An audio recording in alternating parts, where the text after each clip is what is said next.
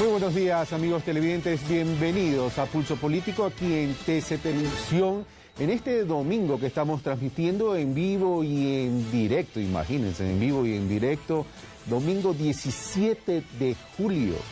El día de hoy vamos a tratar y a cerrar un ciclo de temas que hemos venido tratando. Comenzamos tratando sobre la economía popular y solidaria.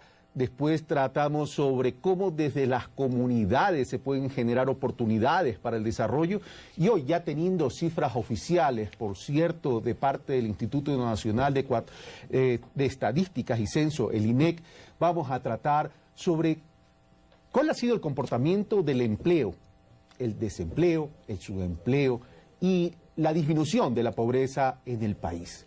Para aquello hemos invitado al principal actor de las estadísticas, de las cifras, de los números, quien ya nos dio los resultados del último censo, el economista Byron Villasís, director del INEC. Tendremos al economista Mauricio Pozo, exministro de Finanzas y analista económico, y a una ya invitada de casa, Natalie Celi, ministra coordinadora de la producción, competitividad y empleo también, señora ministra, ¿verdad? Entonces, le damos la bienvenida. Damas y caballeros, muy buenos días, gracias por haber aceptado esta invitación. Y comenzamos con un reportaje que nos ha preparado Carlos Andrés Núñez. Veamos.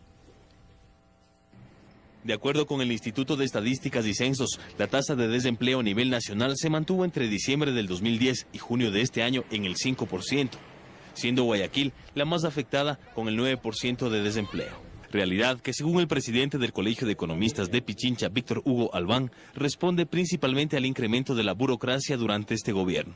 Se debe al crecimiento burocrático. En términos porcentuales ha crecido extremadamente de forma abundante el empleo público.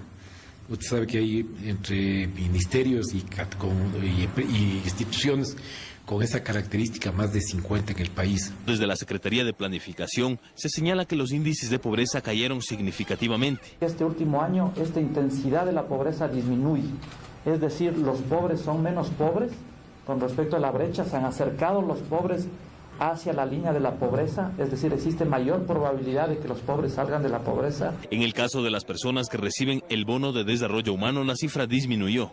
Casi 8.000 personas que reciben el bono de desarrollo humano salieron del desempleo.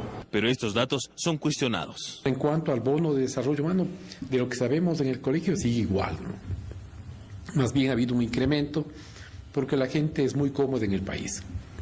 Sigue propiciándose estos subsidios que, si bien es cierto, se crearon para la gente que tenía extrema pobreza, pero ahora están tomando este subsidio los que son y los que no deben ser.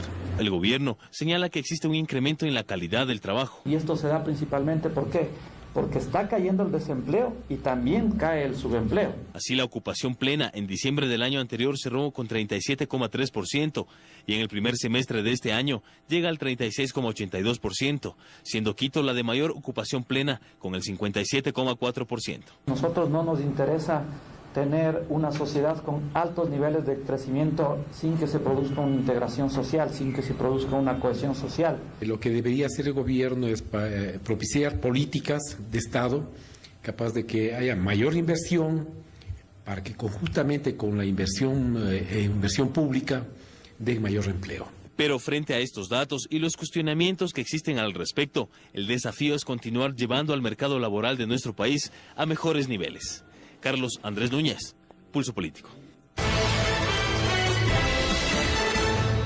Gracias, Carlos Andrés Núñez, por el reportaje. Bueno, yo les propongo, yo había dicho que íbamos a analizar las cifras del desempleo, de la pobreza, cómo han ido disminuyendo, pero para ponerlo en términos positivos deberíamos hablar de empleo, oportunidades y riqueza. Así que, pero veamos el comportamiento de la economía ecuatoriana. Byron Villasís, ya tenemos cifras. ¿Cuáles son esas cifras? ¿Coinciden con las del reportaje? Byron Villasís. Muchísimas gracias, muy buenos días a todos los televidentes y a nuestros compañeros de mesa, muy buenos días. En efecto, el día de ayer, 15 de julio, el Instituto de Estadística reveló las cifras correspondientes al segundo trimestre del mercado laboral. En esta ocasión, y en esto hay que hacer una aclaración muy importante para todos los televidentes y especialmente la gente que analiza cifras, el Ecuador tiene dos tipos de cifras de empleo, una cifra que cubre la zona urbana y una cifra de empleo que cubre la zona urbana y rural. El desempleo en la zona urbana y rural se ubica en el 5%, y lo correcto es hacer una comparación con el año anterior en el mismo periodo, es decir, en junio del 2010. Ahora el desempleo está en el 5% en la zona urbana y rural, y hace un año se ubicaba en el 6,2%. En el mismo periodo de tiempo con relación al año anterior. Exactamente, esa es la correcta comparación que siempre hay que realizar. Eso con respecto a los datos urbanos y rurales, es decir, tenemos un descenso del 6,2 al 5%, lo que estadísticamente es significativo. Con respecto a la zona urbana, que es donde existe mayor dinámica del mercado laboral, donde hay mayor movimiento de plazas de trabajo, el desempleo a junio del 2011 se ubica en el 6,4%. La misma comparación hace un año, ese dato se encontraba en el 7,7%. Es decir, tanto en la zona urbana como en la zona rural se detectan descensos estadísticamente significativos en cuanto al nivel de desempleo. Ok, hecha esa aclaración, entonces vamos ahora sí donde Mauricio Pozo. Se ha dicho que las cifras del desempleo se han disminuido tanto en la zona urbana como en la zona rural. Sin embargo, de aquello hay analistas económicos que dicen que no es tan real el tema, y algunos incluso mencionan que ha disminuido la población económica activa, lo que se conoce como PEA. ¿Cuál es el análisis que hace entonces Mauricio Pozo? Bueno, hay varios temas creo que hay que comentar aquí. En primer lugar, si uno hace una lectura de los últimos 4 años, hasta la última cifra disponible, que es la que acaba de anunciarse en el sector urbano, no vemos grandes cambios. Yo diría, las cifras de empleo en el país están prácticamente parqueadas. Para que se entienda, el año 2007 fue del 6,1, el 2008 7,3, 7,9 subió el año 2009, después bajó el 6,1 el 2010 al cierre, y ahora vuelve a subir al 6,4 respecto a la lectura del cierre del año pasado. Es decir, las variaciones no son mayores, algo menos se registra en la reducción en términos del subempleo, pero en términos de tendencia uno no ve con claridad que hay efectivamente una reducción del desempleo en el país, y esto de alguna manera es compatible con un crecimiento económico que también a lo largo del periodo no llega a superar los periodos previos, me refiero a los años anteriores del 2000 al 2006, donde efectivamente el crecimiento promedio anual es mayor a lo que se ha producido en los últimos años. Y adicionalmente, otro indicador que está aparejado con esto son las cifras de inversión extranjera, por ejemplo, que el año pasado fueron absolutamente, yo diría, marginales respecto a lo que ha sido el pasado del Ecuador, y sobre todo respecto a los países vecinos. Tuvimos una inversión extranjera neta, es decir, lo que recibe el país versus lo que remesan afuera, de 164 millones de dólares, frente a 6.000 y 7.000 millones que tienen los países vecinos, como lo voy a mostrar en un momento. Y más adelante vamos a tratar ese tema, porque todas estas cosas tienen que ver cómo se va a reducir el tema del desempleo para generar empleo. Natalie Celi, ministra. Buenos días, Carlos. Buenos días, Mauricio. Buenos días, Byron. Buenos días, queridos televidentes. Bueno, me gusta mucho más el título planteado por usted en el programa acerca de crecimiento y generación de riqueza. Empleo, oportunidades y riqueza. Y oportunidades.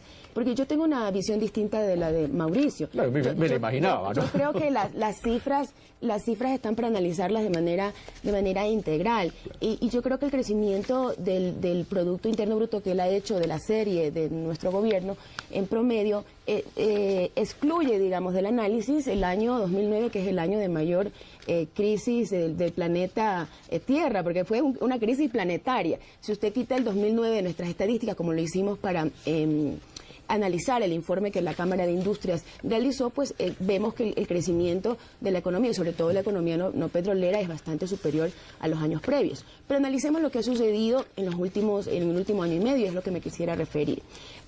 La cifra de crecimiento es muy consistente con las cifras de empleo y desempleo que ha presentado Byron Villasís. ¿Por qué?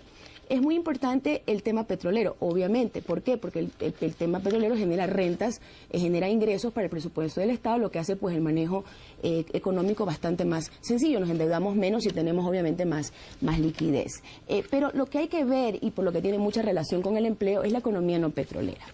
El 90% del crecimiento no petrolero, que fue del orden del 8.2 el último trimestre, el 90% es explicado por 4 sectores claros. ¿Cuáles son esos 4 sectores? En primer lugar, servicios, en segundo lugar, construcción, en tercer lugar, manufactura y en cuarto lugar, comercio. Esos 4 sectores, que son del sector privado, obviamente, generan el 70%, redondeando, 69 y pico, de la economía. Es decir, la economía privada está creciendo. Otro tema muy importante y que siempre está en discusión con los analistas es el tema de la inversión pública versus la inversión privada.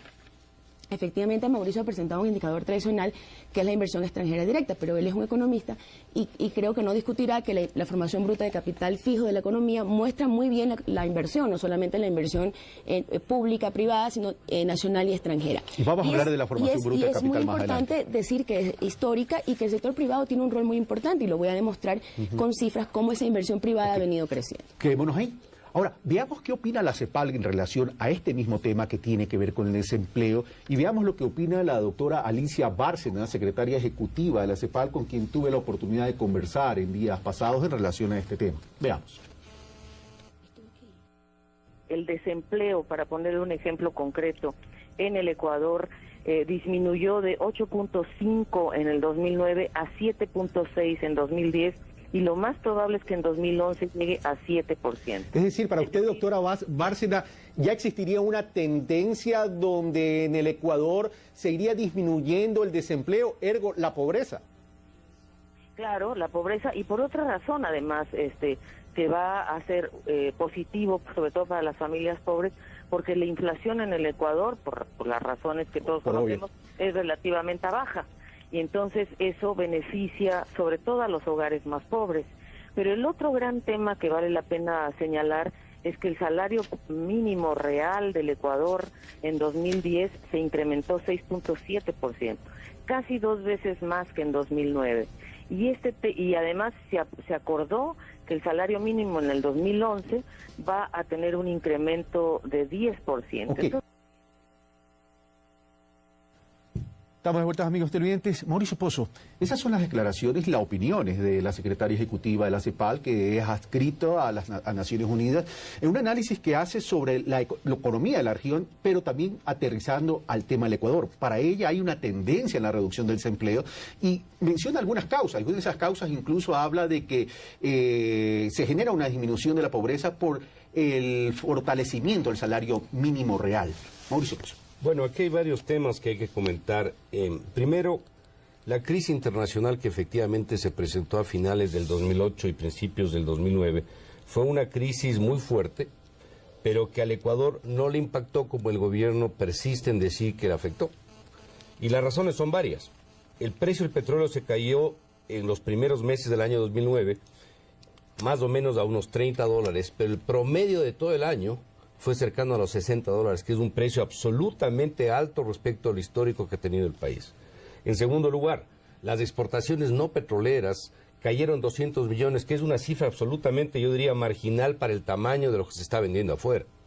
Y las exportaciones no petroleras cayeron en una proporción que de ninguna manera explica un impacto en crecimiento como se pretende vender. Lo que sí ocurrió fue un cierre de financiamiento internacional, pero no por la crisis, sino por el manejo de la política de endeudamiento del país y sobre todo cómo se ha manejado el tema de las relaciones internacionales, en especial el tema del canje de los bonos. ¿Se refiere específicamente a esa reestructuración de la deuda? Así es. Okay. Y en tercero o cuarto lugar, lo que sí afectó fue en las remesas. Pero obviamente todos sabemos que las remesas primero no son ingresos del presupuesto y segundo, la forma como pegó no es como para poder decir, señores, esa es la causa de que el crecimiento económico del año 2009 es del 0. Por lo tanto, excluir al año 2009 de la serie es un error. Porque si vamos por eso, también saquemos el pico de arriba, que fue del 7%, que fue un crecimiento de liquidez del 2008, producto de un alto precio, obviamente, del petróleo y la liquidez que eso trajo. Y otro tema que me parece importante, es un error, obviamente, desde un punto de vista de política económica, probablemente en el pizarrón se aguante, dividir el país entre petróleo y no petróleo. O sea, ese es un ejercicio del Banco Central para ver cómo crece la economía, excluyendo la actividad de petróleo y refinación. Pero en términos prácticos, el petróleo trae divisas, trae dólares, esos dólares ingresan a la economía y ayudan a financiar otras actividades. Entonces no hay como al Ecuador partirle con una tijera y decir, este es el Ecuador con petróleo y el Ecuador sin petróleo. Si no, tendríamos que hacer lo mismo en los años 50 y diríamos, este es el Ecuador banano y este el Ecuador sin banano, lo cual no tiene sentido. Integral, planteas, Mauricio Pozo. No solo eso, sino que están relacionados y están encadenados los sectores, y con esto termino. La actividad no petrolera en el periodo 2000-2006 creció el 4.6, la no petrolera. Y la no petrolera en el 2007-2010, 4.3, es decir, las diferencias son pequeñas. Mientras que la petrolera en el periodo 2006 creció en el 6.3, obviamente producto del OCP que se construyó, y en el periodo 2007-2010 cayó en el 3.1. Eso es lo que explica por qué el crecimiento promedio antes fue del 5 y ahora es del 3, a pesar de que el petróleo obviamente es 3 veces más arriba. Natalie Celi. Yo creo que hay que ser consistente en el análisis de las cifras. Y fíjese usted que la Cámara de Industria, que eso está excelente, me parece es la manera adecuada de debatir con cifras técnicas, no incluye en su análisis el año 2000. ¿Y por qué no incluye en el año 2000? Y yo estoy de acuerdo que no lo incluya, porque es un año donde recién empezamos una recuperación económica de una fuerte crisis del año 98 y me parece adecuado que no se lo incluya. Si incluimos el año 2000 en la serie, pues los resultados también se muestran de manera distintas. Mauricio ve como que la crisis del 2009 no nos hubiese afectado. Me parece que ese es un análisis que deja a un lado todas las políticas contracíclicas que el gobierno implementó justamente de expansión de la inversión pública, la cual no se cayó en el año 2009, aún. Usted dice que no existía financiamiento, pero fíjese usted que sin financiamiento externo y con el ahorro que se venía haciendo del precio del petróleo anterior y que no se utilizaba para ya pagar la deuda externa, pudimos reaccionar de manera adecuada. Esto lo reconocen hasta los analistas internacionales y esto lo reconocen organismos internacionales serios como la CEPAL y otras. Fueron las políticas contracíclicas las que hicieron que en los países que se aplicaron tuviesen una mejor performance económica que el otro. Si no, comparemos otro país petrolero cercano que es Venezuela y comparemos cómo le fue a Venezuela y cómo le fue a Ecuador. Entonces yo creo que hay que ser objetivo en el análisis de las cifras más allá de quién se encuentre en el gobierno. Me gustaría referirme al crecimiento de la inversión privada, porque este es un tema con el cual se ha venido sistemáticamente argumentando que no existe inversión privada en el país. Es cierto que la inversión extranjera directa mide los flujos, y es cierto que la inversión extranjera directa que viene generalmente a los países con abundantes recursos naturales no ha existido en el país. Y eso es claro que no ha existido. ¿Y por qué no ha existido?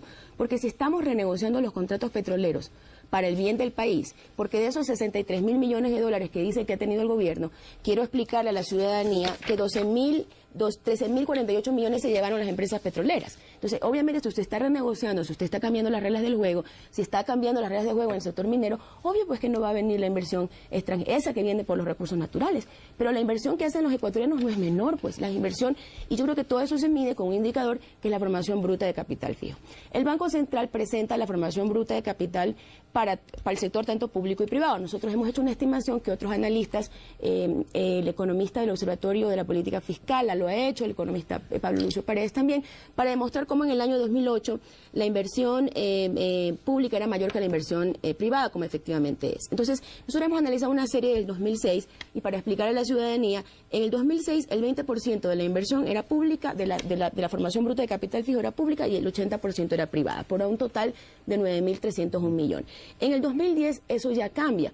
Pero yo creo que cambia de manera positiva. Primero es mayor, es 14.587, y de eso el 45% es público y el 55% es privado. El privado comienza a crecer desde el año 2009, donde prácticamente se equiparan las dos, y el 2010 la inversión privada medida por este indicador, formación bruta de capital fijo, es mayor. Y eso es consistente si usted toma otros indicadores, Carlos. Si usted toma, por ejemplo, el incremento de activos de las empresas del país que se financian con inversión y con crédito, ha sido sustancialmente creciente en el tiempo. Si usted compara, esto no mide valor agregado, ojo, esto mide ventas, si usted mide la recaudación en ventas por parte del SRI, también crece significativamente, más allá de que pueda haberse expandido la base tributaria. Entonces, es probable que en el 2007 y el 2008 la inversión privada no siguiera la inversión pública, pero se comienza a ver un cambio en la tendencia y eso es consistente con el crecimiento económico que vemos en el sector no privado. Vamos donde Byron Villacís. Byron Villacís, en junio del 2007, de acuerdo a las cifras del INEC, la tasa del desempleo estaba en 7,38. Hoy, según ustedes, según el INEC, estaría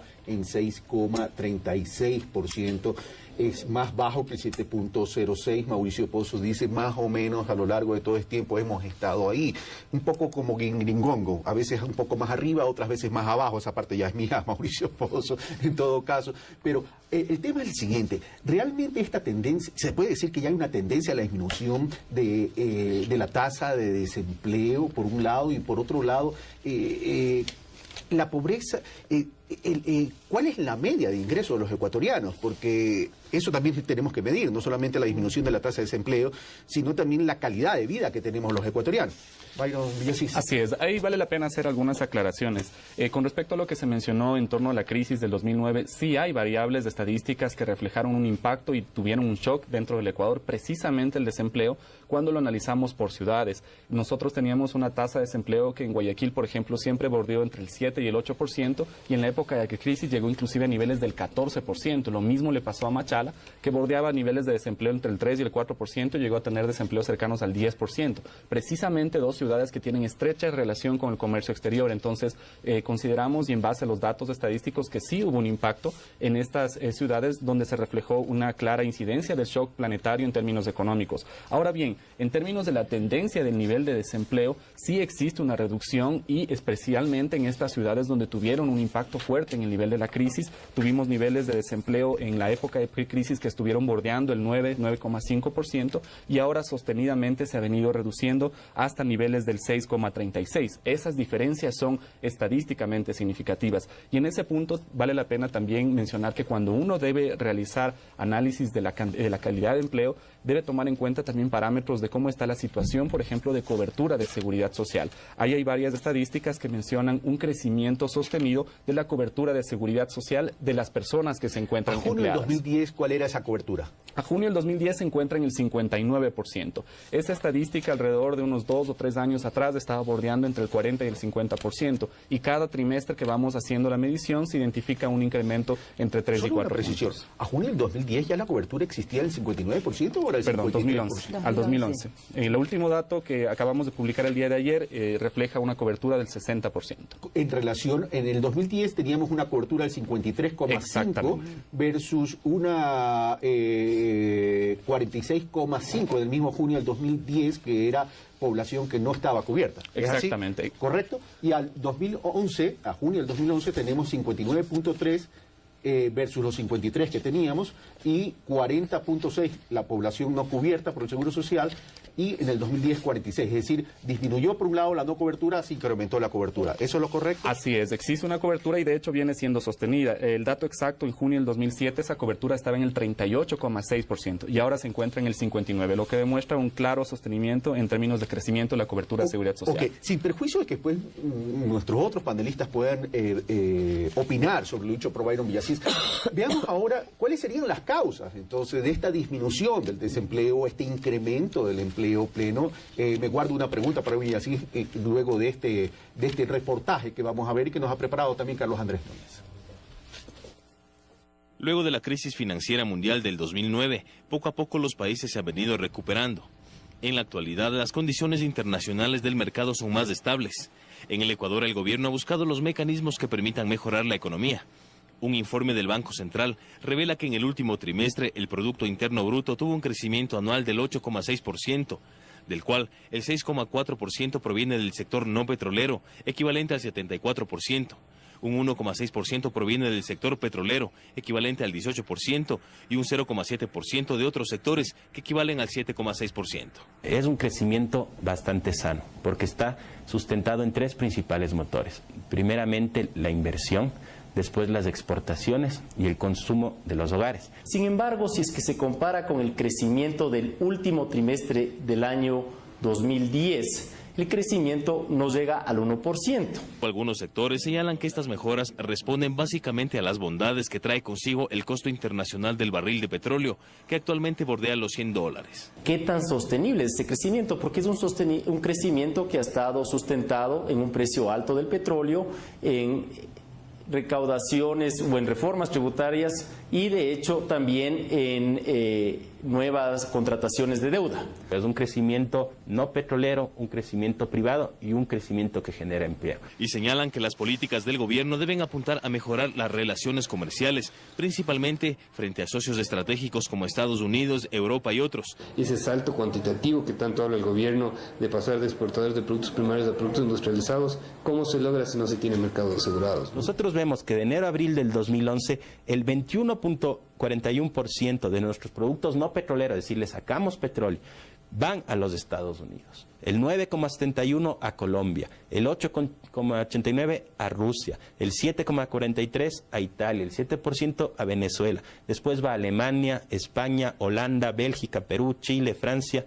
China recién aparece con el 2,19%, Japón y Argentina. Una de las estrategias del gobierno ha sido impulsar la modificación de la matriz productiva, con el fin de evitar que los recursos obtenidos por la exportación de commodities salgan inmediatamente a causa de las importaciones. Pero los sectores de la industria creen que lo que hace falta es mejorar la confianza, pues debido a ello aún existe poca inversión extranjera en nuestro país. Seguridad y estabilidad en las normas, reglas claras del juego, de manera que la gente sienta confianza para asumir riesgos, traer sus capitales y generar fuentes de trabajo en el Ecuador. El hecho de no tener una política comercial establecida no nos permite aprovechar de buena forma estos índices buenos o estas circunstancias buenas que ocurren a nivel internacional. Con este panorama, el gobierno manifiesta que los resultados de la buena gestión en materia económica empiezan a dar resultados, aunque existen cosas por resolver. Carlos Andrés Núñez, Pulso Político.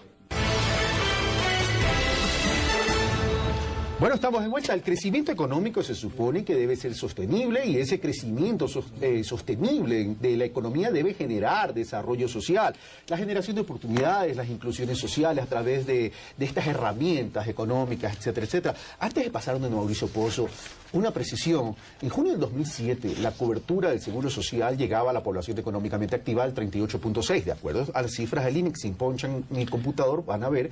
Y al junio del 2011, 59.3. Es decir, de acuerdo a las cifras del INEC, ha habido una tendencia a incrementar la cobertura, lo cual significaría que ya es un síntoma o un elemento de mejoría de la calidad del empleo. Gracias a Ecuador en Cifras por seguirnos en el Twitter y por las felicitaciones por el programa. Mauricio Pozo. Crecimiento económico es importante. El tema es no crecer, el tema es que ese crecimiento lo tengamos permanentemente para que la economía logre generar un desarrollo social. Es correcto. Yo quisiera aclarar algo adicional aquí, porque también aquí hay un concepto que probablemente no se entiende bien a nivel general. Cuando un país puede generar ahorros y no se gasta todo lo que recibe, tiene recursos como para poder usarlos cuando las circunstancias se tornan adversas. El año 2008 el petróleo se disparó, pero lamentablemente no se ahorró esa plata. Entonces, eso dio lugar a que el año 2009, al contrario de lo que se ha mencionado muchas veces, el gobierno no optó por una política contracíclica. Y no optó no porque no se haya gastado todo el año 2009, sino porque los números demuestran exactamente lo contrario. Aquí tengo yo un gráfico donde usted tiene los gastos de todo el sector público, que del año 2008, no sé si se puede... ¿Lo poncha la cámara, por favor? Acá, por favor. Usted puede ver cómo crecen los gastos a lo largo de los años. Aquí está una serie del año 2000. Estamos hablando de gasto público. Gasto público total. No solo el gobierno central, total. Así es, todo está aquí. Todo. Sube acá y vuelve a caer acá. Es decir, el año 2009 se gasta menos que el año 2008. Eso no es política contracíclica. Política contracíclica habría sido que se recurra a los ahorros que no tenía el país para usarlos en un momento de épocas vacas flacas, como decía la Biblia. Claro, no había fondos porque los fondos se eliminaron, eso ya sabemos. Los fondos se eliminaron de las cuentas públicas y de los ahorros. Inclusive hace pocas semanas el presidente mencionó que si bajara el precio del petróleo, la economía ecuatoriana tendría impactos desfavorables. Y mi respuesta es obvio. Pero sí es lo que venimos diciendo hace 5 años. Por eso mismo decíamos que hay la necesidad de generar un ahorro que le permita al país utilizar si las circunstancias se tornan adversas. Lo cual, quiero concluir con algo, sin perjuicio que termines tu pensamiento y tu reflexión. Tú lo que estás diciendo es que esta ausencia del ahorro podría perjudicar el crecimiento económico en una eventual contingente disminución del precio del petróleo, y eso no marcaría una tendencia sostenible de ese crecimiento que estamos buscando. Pero es que estamos hablando de un precio del petróleo de $100 $100 del barril más o menos. Y no nos alcanza la plata. Tenemos $100 del barril y tenemos déficit fiscal. ¿Quién entiende eso? La única explicación es que estamos gastando demasiado. Yo quiero mencionar algo adicional sobre este mismo tema, que creo que es bien ilustrativo. 9:29 de la mañana. El gasto de capital del presupuesto del Estado, ahora voy a hablar solo del gobierno central. Ya. La proyección es más o menos 7.300 millones para este año. Ahí está incluido el pago que hace el gobierno o las transferencias que hace el gobierno a los gobiernos seccionales. Está metido como gasto de capital. Cuando todos sabemos que buena parte de los gobiernos seccionales, me refiero a municipios y prefecturas, no utilizan esa plata necesariamente para gastos de capital e inversión. Utilizan la gran mayoría de ellos, con algunas excepciones, para gasto corriente y gasto operativo, primero. Y segundo, ahí está incluido también algo que le han denominado gasto corriente social, que son más o menos 2.000 millones de dólares, donde hay conceptos que no son gastos de capital, le guste a quien le guste o no le guste a quien no le guste. Aquí tenemos, por ejemplo, sistema de enlace ciudadano.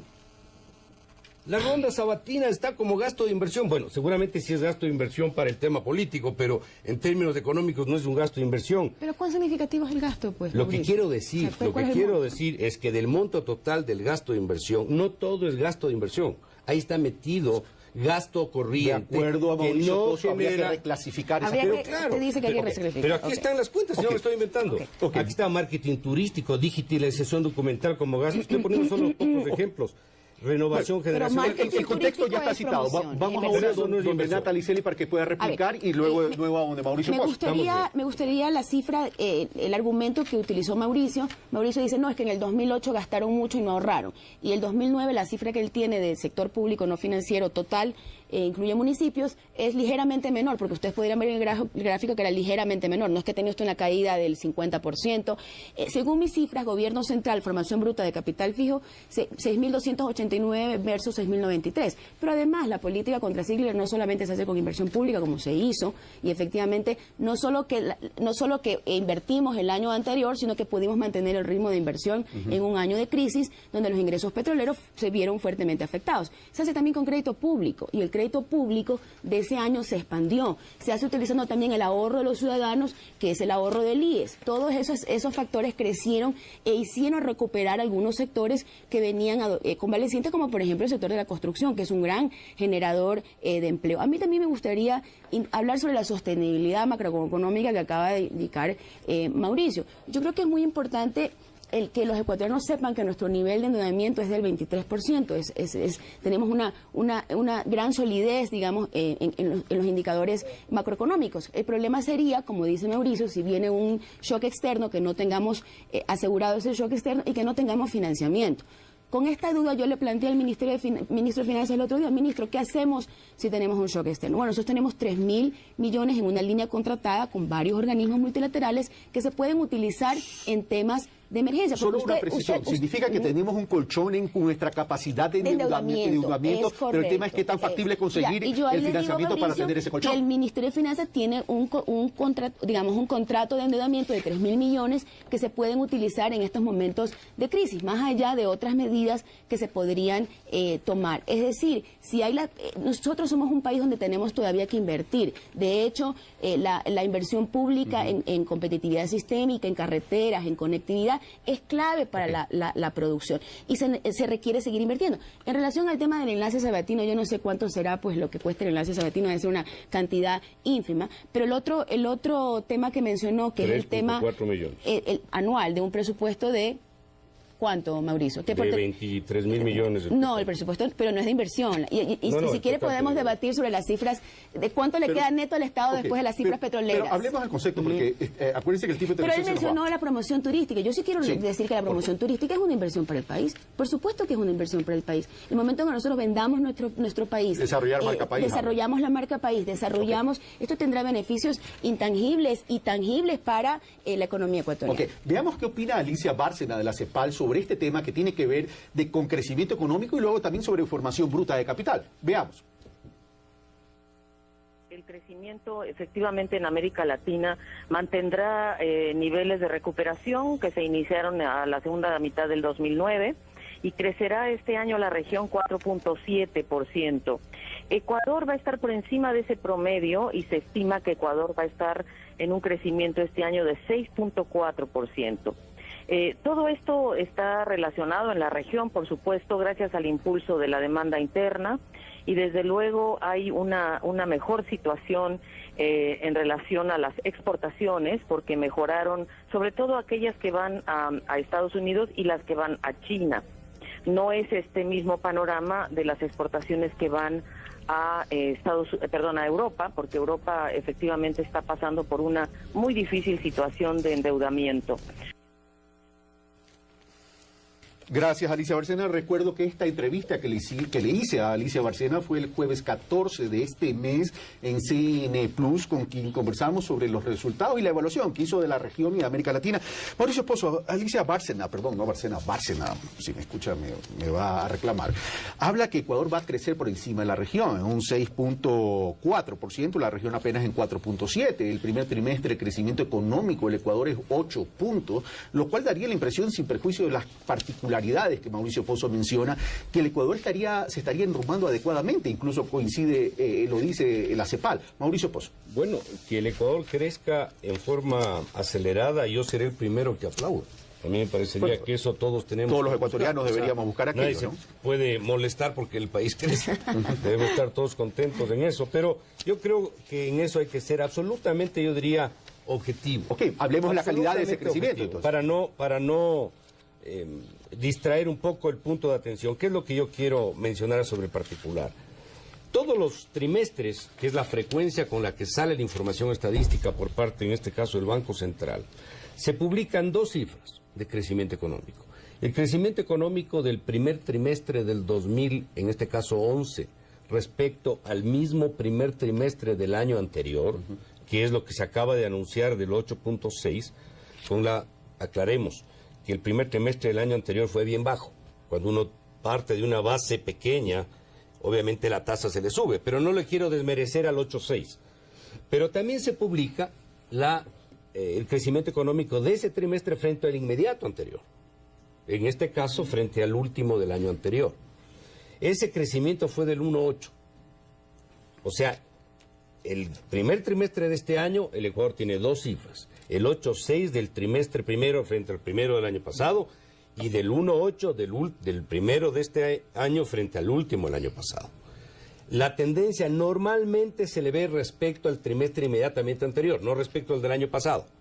Uno. Y dos, es un trimestre. Ojalá crezcamos todo el año a eso, al 8. Yo seré el primero que me alegre de eso, pero recuerde... la CEPAL habla que el Ecuador crecería a 6.4 en 2012. Ojalá crezca. Pero el año pasado, recordemos algo, la primera información que se anunció al país fue que el país iba a crecer en 2010 al 6.8%.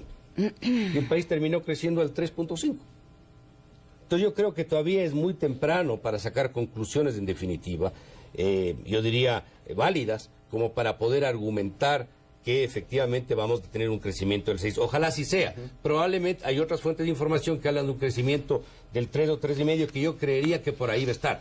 Yo creo que el año 2011 va a ser un crecimiento cercano al del año inmediatamente anterior. Y además hay un tema adicional que quiero mencionar. Fíjese, el gobierno dice que vamos a crecer a una tasa importante este año y ojalá así sea. Pero lamentablemente, hay un problema de ejecución y yo diría, de falta de oportunidad de decisiones. Estamos entrando a la 9ª reforma tributaria en 4 años y medio. La reforma tributaria que están anunciando, que dice que van a recaudar más o menos 300 millones, no llega ni al margen de error del presupuesto del Estado. En el agregado es más o menos 24 mil millones, 230 millones, 1% el total del presupuesto. Supuestamente para asignar los recursos para temas de salud. Nadie niega que la salud requiere todo lo que haya que darle, eso no estamos discutiendo. Lo que yo estoy discutiendo es que cuando uno analiza la evolución del gasto en salud, uno ve que al mes de junio la ejecución del gasto de inversión en salud, ¿a qué porcentaje creen que llega? Al 17%, debería estar cerca del 50%. Si está al 17% y ya tenemos medio año, ¿para qué hacen la reforma tributaria? Si no pueden gastarse ni siquiera los... Entonces, lo que quiero decir con esto es que hay mucha incoherencia en esto. Y un tema adicional, si me permites, Carlos, porque a la final somos recordemos que dos contra uno aquí. Dos contra uno. No estamos nadie contra nadie. Da la cifra, ustedes la analizan. Ya, claro, pero es algo que creo que hay que mencionar. Si tenemos una línea de crédito con los multilaterales, ¡qué bueno! Pero si tenemos una línea de crédito, por Dios, utilicemos ese financiamiento más barato.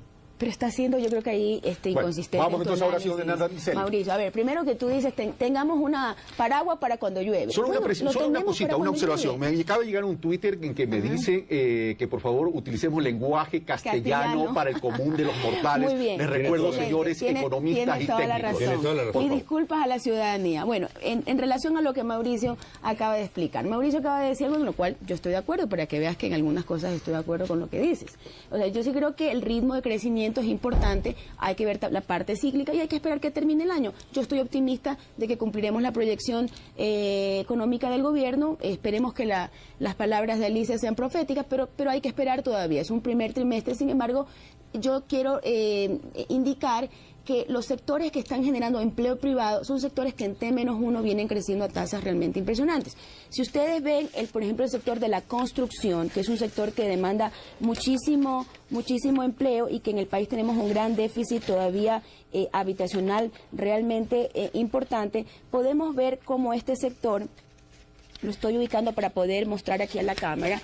¿A cuál cámara muestro? ¿A la de allá? ¿O a la de allá? No sé. Si pueden ver la aquí... que está detrás suyo, ministra. Bueno, lo que quería, creo que va a ser difícil, más vale lo trato de explicar. En el sector de la corrupción, en T-1 tenemos una curva creciente. Quiere decir que el ritmo de crecimiento es superior al año al inmediato trimestre anterior. Y esto va desde 1% que estaba en el segundo trimestre del 2010 hasta llegar al 8,1. Es decir, va creciendo.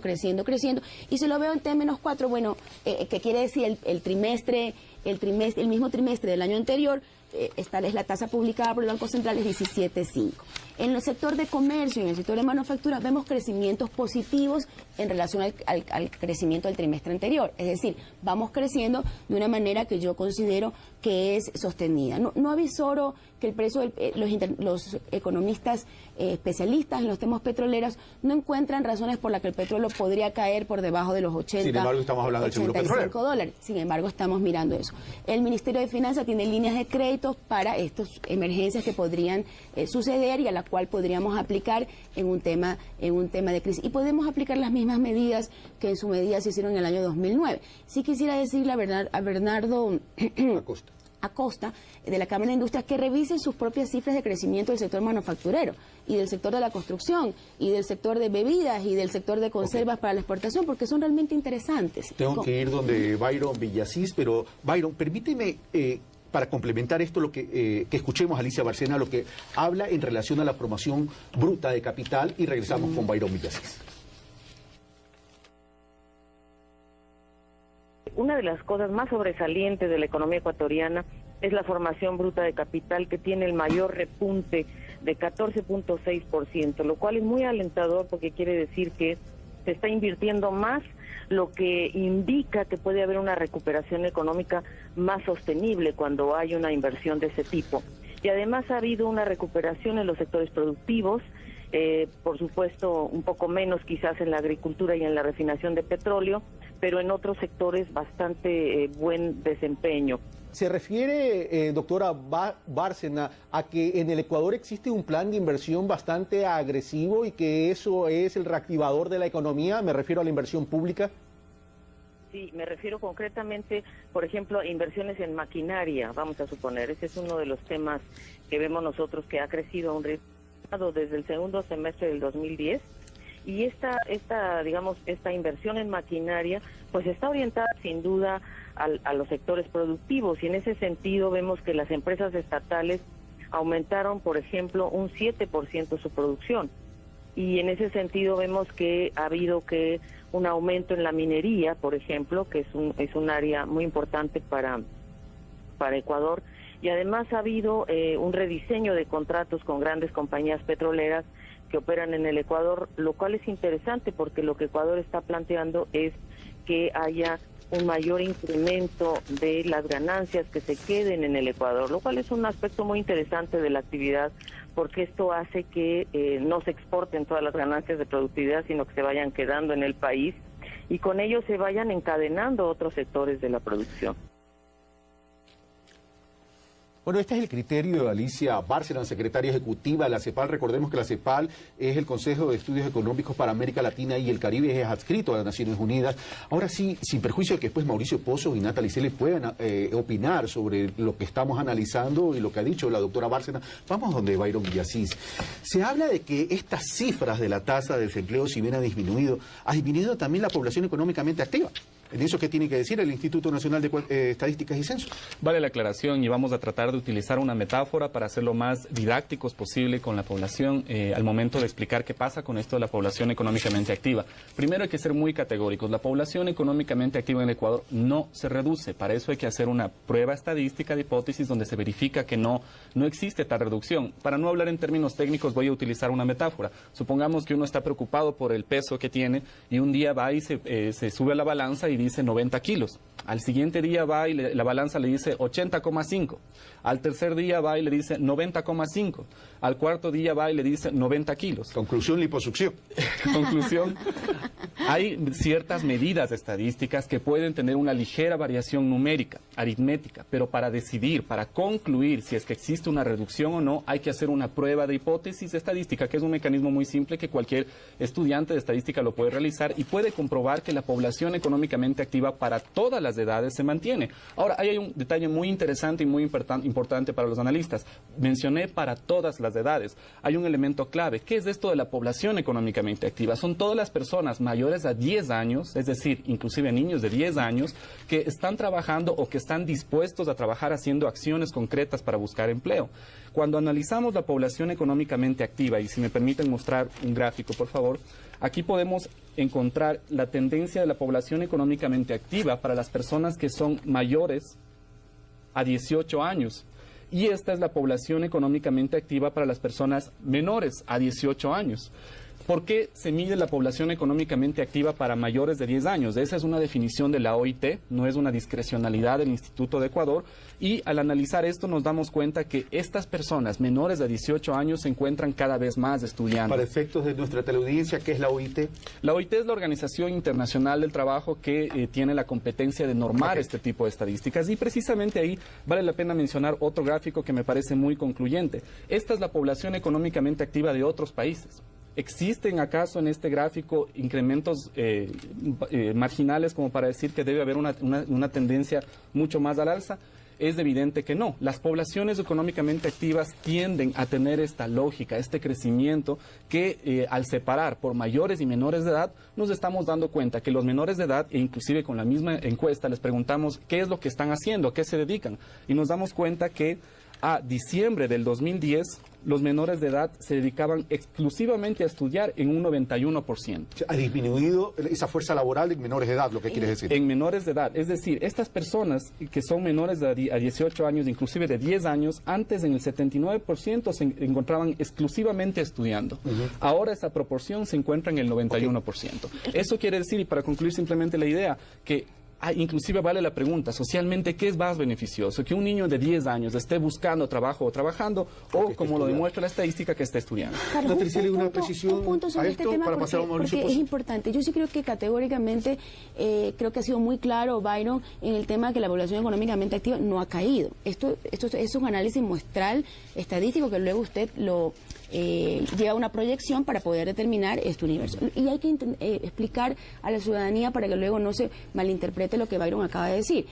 Cuando usted cumple 10 años, usted tiene dos opciones. O voy al mercado laboral, por lo cual usted pasa a ser parte de la población económicamente activa, o voy a estudiar, por lo cual dejo de ser parte de esas estadísticas y paso a, ¿cómo se llama?, la población inactiva. Entonces, sí es importante entender esto. Yo creo que esto es extremadamente positivo desde el punto de vista de la ética. O sea, nuestros jóvenes están estudiando, que es donde deberían estar. Hecha esa aclaración, me quedan 10 minutos para terminar, Mauricio Pozos. Bueno, me quedé ahí un poco en un proceso de aclarar algo sobre el tema del endeudamiento. Si hay la línea de crédito, decía yo, de los multilaterales y hay cómo usar, me parece bien. Pero yo creo que ese endeudamiento ojalá se pueda concretar que reemplace al endeudamiento que estamos este momento contratando. Fundamentalmente por el tema de costo financiero, hablas. Costos financieros, plazos, tasas de interés, garantías. En el pasado era pecado hablar de garantía petrolera, ahora ni siquiera pagamos con eso, sino pagamos con barriles. El Ecuador está, a mi criterio, cerrado el financiamiento internacional. ¿Lo podría abrir si quisiera? Sí, lo podría abrir, pero lamentablemente creo yo que tiene que dar unas señales distintas a la que da, porque este momento el único financiamiento abierto que tiene es con los chinos.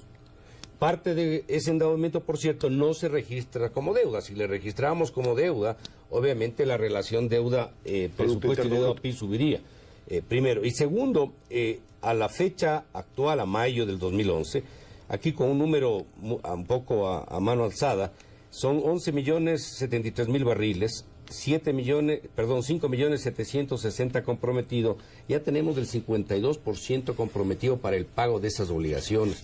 Y a mí me preocupa que esto signifique que estemos entrando en una suerte de abrir un hueco todo, y eso obviamente no sería, a mi criterio, bueno ni sano para la economía ecuatoriana. Y el otro punto que algo se mencionó al principio, sobre el tema de la pobreza, yo quería mostrar un gráfico, si me permiten. No sé si se alcanza a divisar aquí en la pantalla. Ahí está bien, aquí, Mauricio. Aquí tenemos nosotros la reducción de la pobreza desde el año 2000 al año 2010. Esto no es un problema que se ha reducido antes y ahora no. Se ha reducido a lo largo de la década, la pobreza en el Ecuador, por varias razones. Por estabilidad, por un crecimiento mayor que la década pasada, por las remesas, etcétera. Pero aquí, ¿qué es lo que yo quiero resaltar? En los últimos 4 años, con 21.000 millones de dólares en subsidios, que es lo que se ha entregado, donde la mayoría de eso es, por cierto, subsidios derivados del petróleo, gasolinas, por ponerlo en sencillo. La pobreza se reduce 5 puntos, mientras que la caída de la pobreza en los periodos anteriores, de los mismos 4 años previos, cae 12 puntos. Un poco lo que estoy tratando de decir con esto, y con bastante menos plata. Por cierto, aquí el precio promedio no llegaba a $40, aquí el precio promedio del petróleo llega casi a $70. ¿Qué es lo que estoy tratando de decir con esto? La gente no sale de la pobreza porque le regalen la plata o porque haya subsidios en grande. La gente sale de la pobreza cuando tiene trabajo, cuando tiene una remuneración buena. Y eso es la mejor forma donde deberíamos todos apuntar. Okay. A ver, en primer lugar, dado que volvimos a la discusión previa y dejamos a un lado el tema de las cifras de empleo, quisiera indicar que la ejecución del gasto público que dio Mauricio no es la adecuada. Y esto lo podemos demostrar. La Semplades hizo una rueda de prensa al respecto. La ejecución del gasto público a la fecha, gasto de inversión, es del 42%. Es decir, estamos cumpliendo con las metas establecidas del gasto público. En segundo, qué bueno que toquemos el tema de pobreza. Y qué bueno que en el país ahora se discuta el tema de empleo. Un día hice el ejercicio de buscar los recortes de prensa de los 5 años previos, y creo que lo único que hablábamos era de Producto Interno Bruto y de ingresos petroleros. Qué bien que hablemos del tema de pobreza. Los ciudadanos podrán entender que es muchísimo más fácil reducir la pobreza cuando ésta se encuentra en niveles altos, producto de una gran crisis que se sufrió en el año 98, donde tuvimos una enorme crisis con una caída del 8% del Producto Interno Bruto, que de reducir la pobreza cuando ésta se acerca a sus niveles estructurales.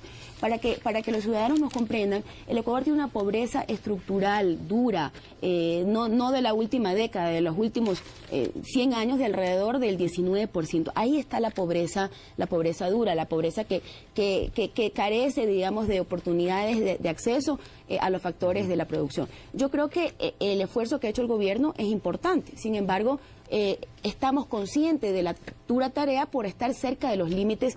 La pobreza cayó en el último semestre al 19.2. O sea, estamos llegando a los niveles estructurales de la pobreza, y como muy bien lo explicó el secretario de Planificación, la brecha de la pobreza ha caído. Ahora, sí quiero rescatar algo muy importante que ha pasado en este gobierno y que muchos analistas no utilizan este indicador porque quizás no consideran que es tan importante la desigualdad. Para mí la desigualdad es más importante en términos de combate que la pobreza, porque la desigualdad da cuenta de la dificultad de obtener cohesión social, de cómo salir de esa pobreza estructural. Y aquí se ha hablado en muchas ocasiones que se perjudica a la clase media. Todo lo contrario, la clase media en nuestro gobierno se ha ensanchado. La diferencia entre los ricos y los pobres ha caído, y ha caído en mucho. Yo quisiera mostrar otro indicador, que es el indicador del coeficiente de Gini. El coeficiente de Gini, justamente, Ciudadanos, mide esa diferencia entre los más pobres y los más ricos. Mientras más bajo esté ese coeficiente, estamos, digamos, con menores brechas de desigualdad. Y usted puede ver que ese coeficiente, ahora sí me confundo cuál cámara. Ahí está bien, ahí está bien. Perfecto. Ha caído del 0,52 al 0,47. Bajar el Gini en esta proporción es difícil, es complicado. Mauricio se refirió a una cantidad inmensa de subsidios, en el cual incluye el subsidio a la gasolina, que este gobierno heredó y que estamos buscando maneras de optimizar. El único subsidio que es criticado ampliamente por muchos sectores de la población es el subsidio, la transferencia al bono que empezó llamándose el bono de solidaridad, que ahora es el bono de desarrollo, y que está condicionado y que son $35. Es $1 al día, o poco más, poco menos, para garantizar un mínimo consumo. Y estamos viendo como gente que estaba recibiendo el bono de desarrollo humano comienza a salir del desempleo. Y usted hace un análisis sobre lo que más se ha hecho, cómo los pobres utilizan su dinero y lo utilizan bien, de manera racional. Entonces yo sí quiero rescatar lo importante también en términos de cuando uno llega a la pobreza estructural, ministra, lo difícil que es. Gracias, ministra. Byron Villasís, no solo es o se trata de disminuir la tasa de desempleo. Evidentemente el INE, que es simplemente la organización que refleja las cifras nada más, no solo es disminuir la pobreza, sino la calidad de vida que tenemos los ecuatorianos. Y en ese sentido,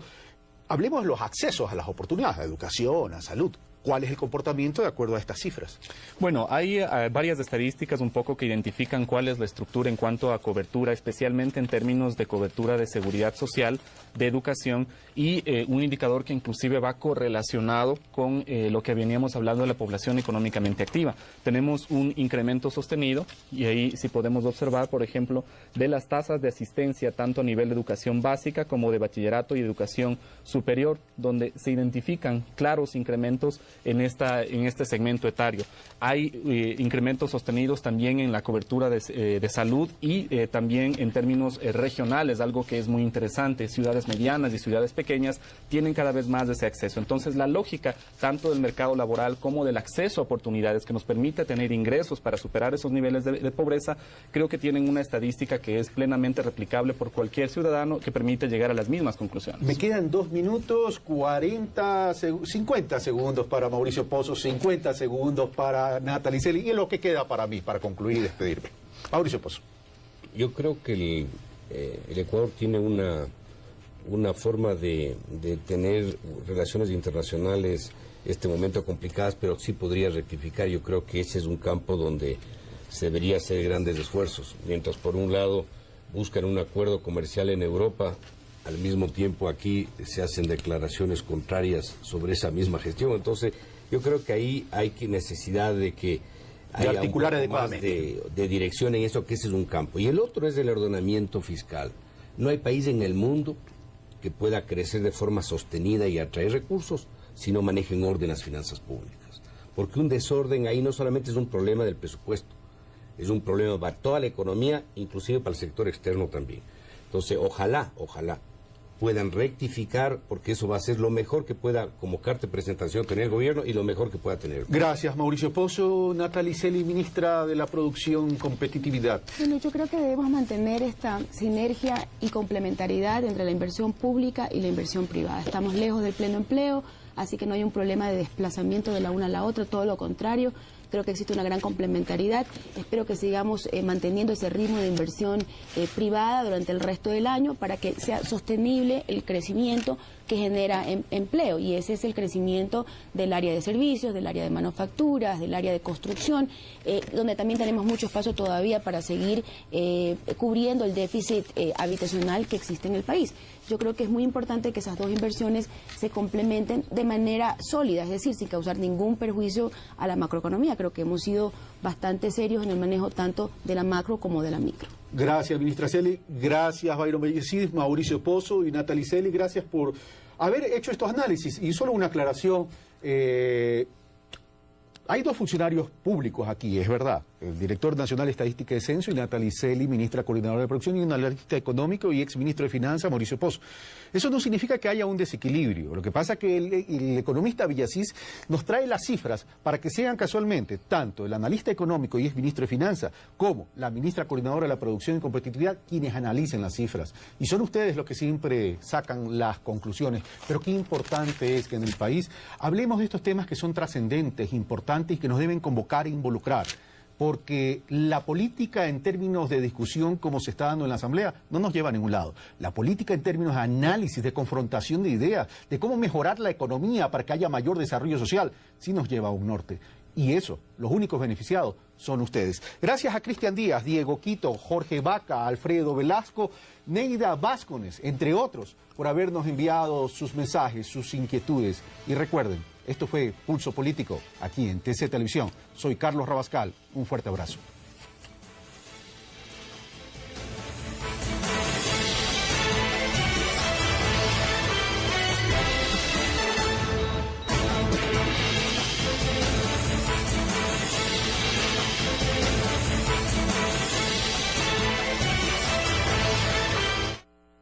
Entonces, Mauricio Pozo.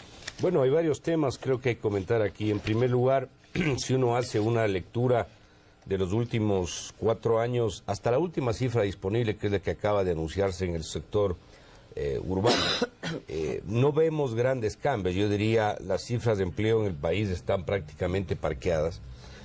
Para que se entienda, el año 2007 fue del 6.1, el 2008 7.3, 7.9 subió el año 2009, después bajó el 6.1 el 2010 al cierre y ahora vuelve a subir al 6.4 respecto a la lectura del cierre del año pasado. Es decir, las variaciones no son mayores, algo menos se registra en la reducción en términos del subempleo, pero en términos de tendencia uno no ve con claridad que hay efectivamente una reducción del desempleo en el país y esto de alguna manera es compatible con un crecimiento económico que también a lo largo del periodo no llega a superar los periodos previos, me refiero a los años anteriores del 2000 al 2006, donde efectivamente el crecimiento promedio anual es mayor a lo que se ha producido en los últimos años.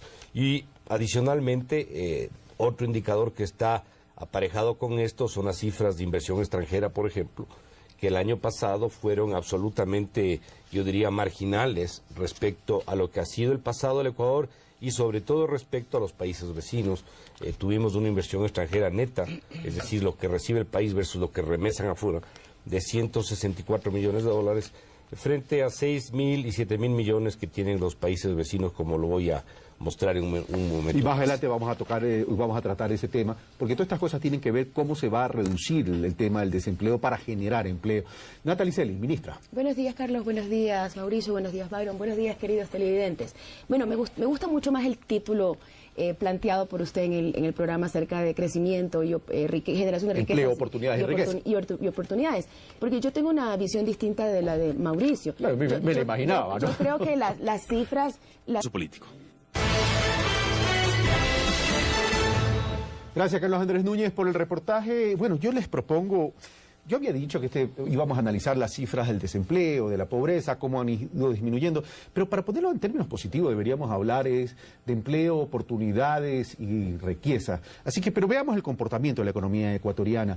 Byron Villasís, ya tenemos cifras. ¿Cuáles son esas cifras? ¿Coinciden con las del reportaje? Byron Villasís. Muchísimas gracias, muy buenos días a todos los televidentes y a nuestros compañeros de mesa, muy buenos días. En efecto, el día de ayer, 15 de julio, el Instituto de Estadística reveló las cifras correspondientes al segundo trimestre del mercado laboral.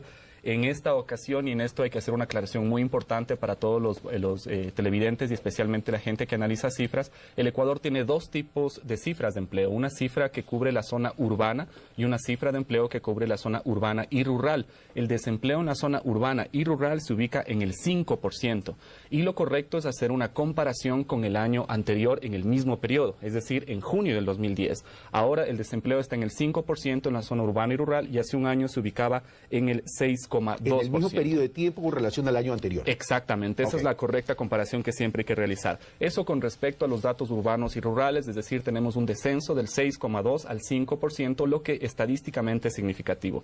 Con respecto a la zona urbana, que es donde existe mayor dinámica del mercado laboral, donde hay mayor movimiento de plazas de trabajo, el desempleo a junio del 2011 se ubica en el 6,4%. La misma comparación hace un año, ese dato se encontraba en el 7,7%. Es decir, tanto en la zona urbana como en la zona rural se detectan descensos estadísticamente significativos en cuanto al nivel de desempleo.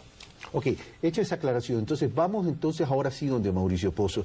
Se ha dicho que las cifras del desempleo se han disminuido tanto en la zona urbana como en la zona rural. Sin embargo, de aquello hay analistas económicos que dicen que no es tan real el tema y algunos incluso mencionan que ha disminuido la población económica activa, lo que se conoce como PEA. ¿Cuál es el análisis que hacen? Las cifras están para analizarlas de manera integral y yo creo que el crecimiento del Producto Interno Bruto que él ha hecho de la serie de nuestro gobierno en promedio excluye, digamos, del análisis el año 2009, que es el año de mayor crisis del planeta Tierra, porque fue una crisis planetaria. Si usted quita el 2009 de nuestras estadísticas, como lo hicimos para analizar el informe que la Cámara de Industrias realizó, pues vemos que el crecimiento de la economía, y sobre todo la economía no petrolera, es bastante superior a los años previos. Pero analicemos lo que ha sucedido en el último año y medio, es lo que me quisiera referir.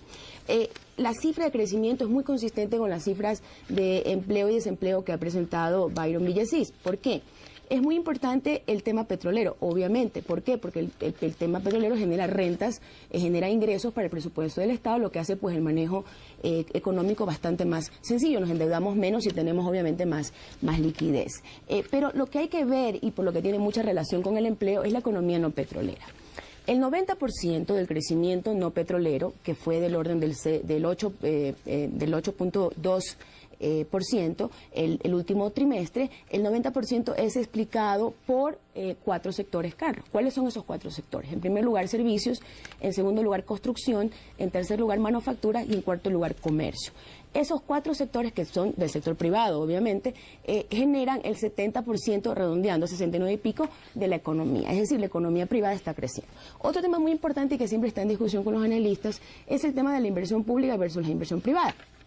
Efectivamente, Mauricio ha presentado un indicador tradicional que es la inversión extranjera directa, pero él es un economista y creo que no discutirá que la formación bruta de capital fijo de la economía muestra muy bien la inversión, no solamente la inversión pública, privada, sino nacional y extranjera. Y vamos a hablar de la formación bruta de capital más adelante. Es muy importante decir que es histórica y que el sector privado tiene un rol muy importante y lo voy a demostrar con cifras cómo esa inversión privada ha venido creciendo. Quedémonos ahí. Ahora, veamos qué opina la CEPAL.